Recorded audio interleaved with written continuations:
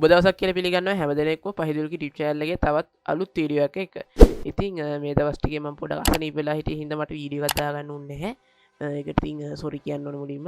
ඉතින් අද මේ වීඩියෝ අපි කතා කරන්නේ brand new ලංකාව තුලට ගාන අඩුවෙන්ම හදන්න පුළුවන් සහ 2022 ඉඳන් එන ගේම්ස් වලට උනත් ඔට්ටු වෙන්න පුළුවන් හොඳ බජට් PC build එකක්. ඒකට අදාළ කෝටේෂන් එක මොන වගේද කියලා. රයිට් ඉතින් වැඩි කතා නැතුව එහෙනම් බලමු අද බිල්ඩ් කෝටේෂන් එකේ තියෙන දේවල් මොනවද කියලා. රයිට් ඉතින් අපි ගත්තොත් එහෙනම් මේ වෙද්දී ඔයගොල්ලෝ දන්නවා ඇති Far Cry 6 Battlefield 2042 වගේ ගේම්ස් මේ වෙද්දී ඇවිල්ලා තියෙනවා. ඉතින් මේ ගේම්ස් ගහනවා නම් අඩුම අපිට ටික හොඳ performance එකක් තියෙන PC එකක් අනිවාර්යයෙන්ම වෙනවා.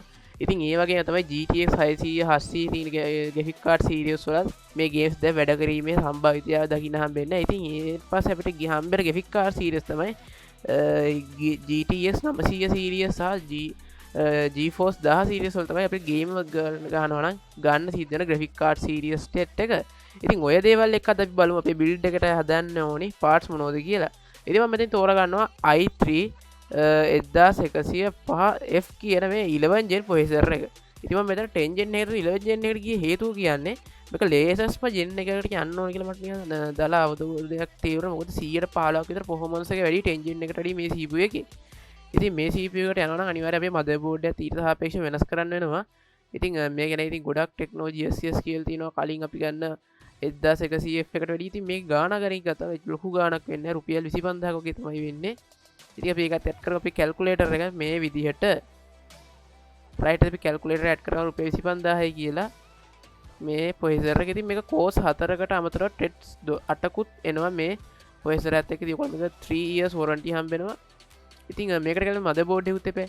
ඉතින් motherboard එක විදිහට මේක තමයි තෝරගන්නේ LG socket 11 නැත්නම්. ඉතින් මේකට motherboard එකකුත් එපේ. ඉතින් මම මේකට තෝරගන්නේ Asus Prime H510ME කියන motherboard එක. ඉතින් මේ motherboard එක ගත්තොත් එහෙනම් මේක බොහොම commercial motherboard. මොකද මේක H510 කියන motherboard එකකින් ඉන්නේ series ඔයගොල්ලෝ දන්නේ අගට 10 කියන එක කියලා එක. ඉතින් දන්නවා ඇති මේක බොහොම commercial board එකක RAM 2යි තනි graphic card එකයි PCI Express තව short දෙයක් තියෙනවා අමතරව. ඒ වගේම ඔයාලට NVMe එකක් mount කරගන්න පුළුවන්. ඉතින් ඔය දේවල් එක මේ කොහොම ගෙවන ගානට performance හම්බෙන motherboard එක මේකේ ගාණ තිබෙලොත් එහෙනම් මේක මේකේ වෙන ගානට අපිට ගොඩක් වඩා රුපියල් 21000කට වගේ. රයිට් ඉතින් අපි මේක ඇඩ් කරගමු අපේ build එකට රුපියල් 21500යි කියලා. රයිට් ඉතින් මම මේක විදිහට ඇඩ් කරනවා රුපියල් 21500යි කියලා. රයිට් ඉතින් මේක මේ විදිහට රුපියල් 46000ක් ගිහින් ඉතින් අපේ සම්පූර්ණ build එකේ වැඩවලට නෙමෙයි අපි තෝරාගත්ත processor එකටයි motherboard එකටයි. ඉතින් ඊළඟ දේ තමයි අපේ RAM එක. ඉතින් RAM එක විදිහට මම මෙතෙන් තෝරගන්න බලාපොරොත්තු වෙන්නේ 8GB RAM stick දෙකක්. ඉතින් අපි මේකෙදි 8GB RAM stick දෙකක් තෝරගන්න ප්‍රධානයි දන්න ඇති. ඕගොල්ලෝ දන්නද මේ විදිහට තියෙන games හැම එකක්ම ගහනවා නම් සාමාන්‍ය අපි ගත්තොත් RDR2 එක game එක එහෙම නෑ ඒකට අනිවාර්යයෙන් 16GB RAM එක ඉල්ලනවා. සහ Far Cry 6 game එක ගත්තොත් මේකට සාපේක්ෂව සාමාන්‍යයෙන් RAM එක අඩුම 9GB සමහර කාලට user එකක් හොඳ quality එකේ සෙල්ලම් කරනවා නම්. ඉතින් ඔය දේවල් එක අපි මේකේ මේ 8GB RAM දෙක use කරන්න ඉන්නේ මෙන්න මේ Adlink Spider 4 කියන RAM එක. ඉතින් මේක අපි වෙන රුපියල් 10500ක විතර අනිත් මොකද අනිත් RAM මේකට වැඩිය ගාණ වැඩි හින්දා තමයි අපි මේ RAM එක තෝරගන්නේ. ඉතින් මේ RAM එක මම තෝරගන්නවා රුපියල් 10500යි කියලා තියෙන හින්දා. රයිට් ඉතින් මේකත් මේ විදිහට අපි ඇඩ් කරගමු 10500යි කියලා. රයිට් ඉතින් අපි මේ ජාති RAM දෙකක් ඇඩ් කරගන්නවා කිව්වා. ඉතින් අපි RAM දෙකක් ඇඩ් කරගෙන බලමු. රයිට් එතකොට 67500ක් ගිහින් තියෙන මේ වෙද්දි RAM motherboard සහ CPU. ඉතින් ඊළඟ දේ තමයි වැදගත් මේ අපේ graphic card එක. මොකද මේ processor එක F processor එකක් හින්දා අපිට මෙතනදී onboard graphic දක්නට හම්බෙන්නේ නැහැ. ඉතින් ඔයාලට මෙතනදී මම තෝරගන්න නිර්දේශ කරන graphic card එක තමයි සාපේක්ෂව brand new ලංකාවේ ගන්න තියෙන ගාණ අඩුම අනික් brand එක බැලුවොත් එහෙනම් තියෙන 1050 card එක හැදෙන low performance තමයි ඉතින් 1050 කියන ඔයගොල්ලෝ දන්නවා ඇති. මේ graphic card එක බොහොම current එක අඩුවෙන් යන graphic card එකක්. මෙන්න මේ මොඩල් එකේ නම් මට මතකද 6 pin connector එකක් එන්නේත් නැහැ. 6 pin connector එක එන්නේ නැහැ මට මතක විදිහට. මේ graphic card එක තමයි තෝරගන්න දෙන්නේ. මේක රුපියල් 56000ක් විතර වෙනවා ලංකාවේ. හැමතැනම වගේ මේක 56000යි 57000යි. මේ ගැෆික් කාඩ් එක තමයි යන්න තියෙන බජට්ම ගැෆික් කාඩ් එක. මොකද 2 years warranty එකකුත් හම්බෙනවා. ඉතින් මේක 128 bit rate එක තියෙන කාඩ් එකක්, 4GB memory, කිව්ඩ කෝස් තියෙනවා 768ක් 1000කට ආසන්න වගේ තියෙනවා. සාපේක්ෂ shape වර්සෝන් ගහන කට්ටිය ඉන්න ගොඩක් මේකේම කිසි ප්‍රශ්නයක් නැතුව. සහ ඉතින් ඔයගොල්ලන්ට දැනට ආපු ගේම්ස් ටික, දැනට ඇහිලා තියෙන ගේම්ස් ටික අනිවාර්යෙන් මේකේ ඕන ගේම් එක වැඩ කරනවා high settings හැම එකෙම. සහ 2021 දී එන්න තියෙන ගේම් 2022 දී එන්න තියෙන ගේම්ස් උත් ඔයගොල්ලන්ට කිසි ප්‍රශ්නයක් නැතුව මේ ග්‍රැෆික් කාඩ් එක අදින්න පුළුවන් කියලා කියන්න පුළුවන්. මොකද දැනට ඇහිලා තියෙන ගත්තොත් එහෙම Battlefield 2042 ගේම් එක වුණත් සාපේක්ෂව medium graphic settings වල ටිකක් හොඳ quality එකකින් ඔයගොල්ලන්ට හෙල්ලම් කරන්න පුළුවන් මේ graphic card එකේ සාපේක්ෂව ටිකක් හොඳ quality එකකින් මේ graphic card එකේ. ඉතින් මේක එච්චර ලොකු දෙයක් කරගන්න කියලා බලාපොරොත්තු වෙනවා. මොකද මේක single pin connector එකක් මොනවද කියන්නේ එන්නේ නැහැ. මේ පැලි කියන brand එකේ මේ කොනේ මේක නා සමහර ඒවා විතරයි එන්නේ 6 pin connector. ඉතින් අපි මේක ඇඩ් කරගමු රුපියල් 56500යි කියලා. රයිට්. ඉතින් මේක 56500ක් වගේ වෙනවා මේ වෙද්දි. ඉතින් 1,24,000 ගින් තියෙන මේ වෙද්දි මේ තෝරාගත්ත දේවල් වලට. ඉතින් අපි මේ තෝරාගත්ත graphic card හැමදේම brand new. ඉතින් අනිත් දේ තමයි Seagate අපේ storage device. ඉතින් මම මෙතෙන් තෝරගන්නවා Seagate Barracuda 1TB hard එක. මම මෙතන SSD එකක් තෝරගත්තට හේතුව තමයි පළවෙනි තමයි budget එක. SSD එකක් තෝරගත්තා කියලා PC එකට අමුතු මහා ප්‍රඥ දැනුමක් එන්නේ නැහැ. PC එකේ වෙන්නේ ටිකක් ස්පීඩ් ඔන්න එන එක.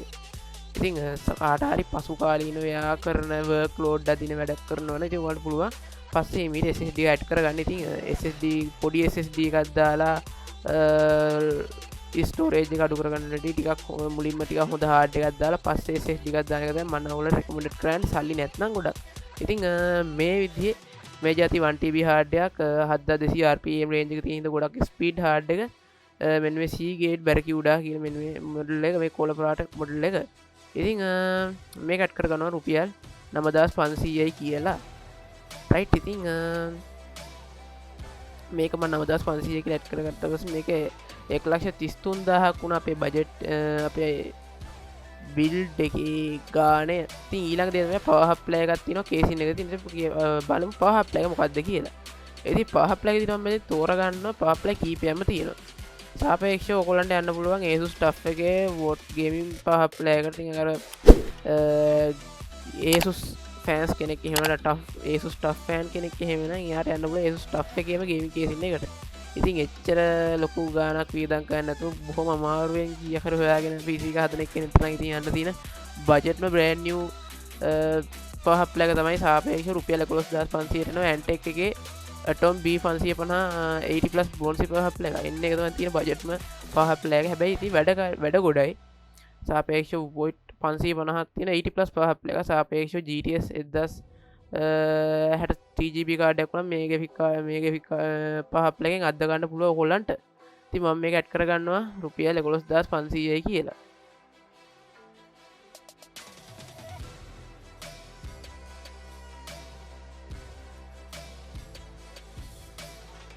රයිට්. ඉතින් 1,45,000 ගිහින් තියෙනවා මේ වෙද්දි.